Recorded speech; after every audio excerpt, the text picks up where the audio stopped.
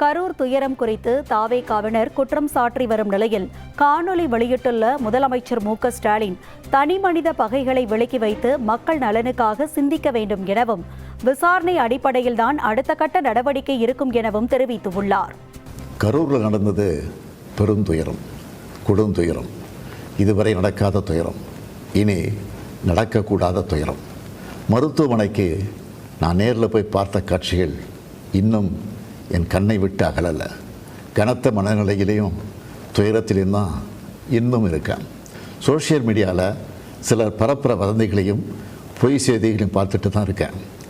எந்த ஒரு அரசியல் கட்சி தலைவரும் தன்னோட தொண்டர்களும் அப்பாவி பொதுமக்களும் இறக்கிறத எப்பொழுதும் விரும்ப மாட்டாங்க.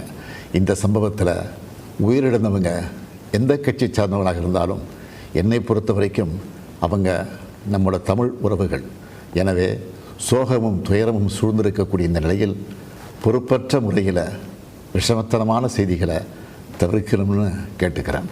அரசியல் கட்சிகள், பொது அமைப்புகள் இது போன்ற நிகழ்ச்சிகள் நடத்தும்போது இனி வரும் காலங்களில் எத்தகைய பொறுப்போடு நடந்துக்கணும்னு என்ற விதிமுறைகளை வகுக்க வேண்டியது நம்ம எல்லோருடைய கடமை.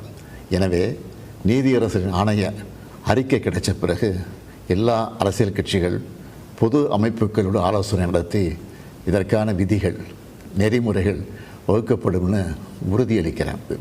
அரசியல் நிலைப்பாடுகள், கொள்கை முரண்பாடுகள், தனிமனித பகைகள்னு எல்லாத்தையும் விலக்கி வச்சுட்டு எல்லாரும் மக்களுடைய நலனுக்காக சிந்திக்கணும்னு கேட்டுக்கிறேன்.